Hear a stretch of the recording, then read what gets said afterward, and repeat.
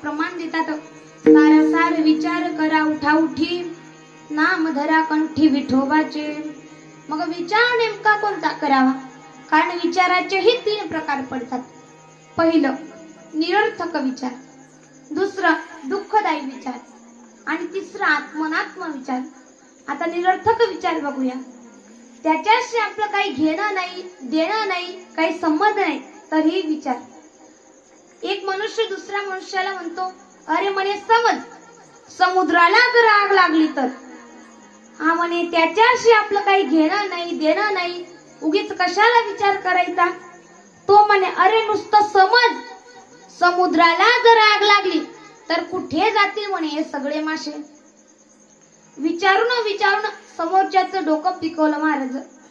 समोरचा राहिला म्हणे आठवलं सुचलं. म्हणे काय? समुद्राला जर आग लागली तर हे सगळे मासे झाडावर चढतील म्हणे. हा म्हणे काय रे, मासे झाडावर चढायला काय त्या म्हशी आहेत का? तो म्हणे म्हशी काय झाडावर चढतात का? हा म्हणे मासे काय झाडावर चढतात का? मग तो म्हणे समुद्राला काय आग लागते का? म्हणजे हे झाले निरर्थक विचार. आता निरर्थक विचार तरी बरे, पण दुःखदायी विचार तर त्याच्याही पेक्षा कठीण. घेणं देणं नसून पदरात दुःख पाडून घेणं म्हणजेच दुःखदायी विचार. काही संबंध नाही तरीही विचार सुरू. 80-85 वर्षाचा म्हातारा आणि 70-75 वर्षाची म्हातारी ओट्यावर झोपल्या असताना त्यांचे विचार सुरू झाले महाराज. ते झोपले असताना त्यांच्यामध्ये 1-1.5 फुटाचा अंतर होता. म्हातारा आपल्या म्हातारीला सांगतो, म्हणे का ग, समज जर देवाच्या कृपेने आपल्याला मुलबाळ झालं तर त्याला कुठे झोपवायचं? म्हातारी म्हणे काय हो, काही पण विचार करता? एवढं आयुष्य गेलं तरी देवाने मुलबाळ दिलं नाही. आता म्हातारपणात कुठून ऐकलंय मुलबाळ होईल असं? त्यावेळेस म्हातारा आपल्या म्हातारीला सांगतो की अगं तुला माहित नाही, मुकम करोती वाचालम पंगु लग्गेते गिलम यत कृपातम वंदे परमानंदम माधवम. म्हातारा आपल्या म्हातारीला सांगतो की त्या भगवंताची जर कृपा झाली ना तर मुका बोलायला लागतो, आंधळ्याला दृष्टी येते, पांगळा पर्वत चढतो. त्याच्या कृपेने काय होणार नाही हे तू सांगू नको, त्याच्या कृपेने सगळं होतं. म्हणे मग सांग, मुलगा झाला तर त्याला कुठे झोपवायचं?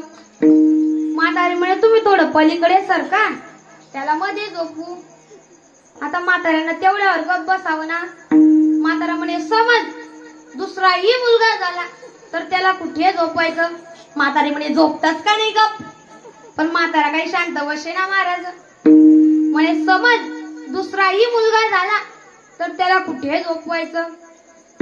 म्हातारी म्हणे तुम्ही अजून थोडं पलीकडे सरका, त्याला मध्ये झोपू. आता सरका म्हटल्यावर म्हातारा ओट्याच्या किनारीला झोपलेला होता महाराज. आता म्हातारा जसा काय सरकला तसा डायरेक्ट गटारीत पडला, म्हणजे कंबरच मोडलं. आता विचार करा आणि मला एक सांगा, म्हाताऱ्याचं कंबर असलेल्या मुलाने मोडलं का नसलेल्या मुलाने? बोलत नसलेल्या मुलाने. मग विचार करा, नसलेला मुलगा जर कंबर मोडू शकतो तर असलेल्या मुलाची काय स्थिती हो? हे तुमचं तुम्ही ठरवून घ्या. आता असे काही ठराविक मुलं असतात महाराज, संस्कारिक धार्मिक आई वडिलांची जाण असणारे. नाहीतर काही काही ठिकाणी 4-4 मुलं असून सुद्धा आई वडिलांना कोणीच विचारत नाही. परंतु माझी तुम्हाला हात जोडून विनंती असेल की तुम्ही माझ्या कीर्तनातून जे काही चांगलं घेऊन जाल त्याच्यातील पहिली गोष्ट म्हणजे मायबापाची सेवा करा. कारण ती आई आपल्यासाठी काय नाही करत होती. आई पायाची चाळ न झाली तरी ती आई शेतात राबते. का तर आपल्या लेकरांसाठी. उन्हातली सावली असते ती आई, पावसाळ्यातली छत्री असते ती आई, हिवाळ्यातली शाल असते ती आई. अरे ती आई आपल्या लेकरा जेवल्याशिवाय ती आई तोंडात घास टाकत नाही. तिचं नाव आहे आई. एका महाराष्ट्रातल्या कवीने गोड वर्णन केलेलं आहे महाराज. आई माझी मायेचा सागर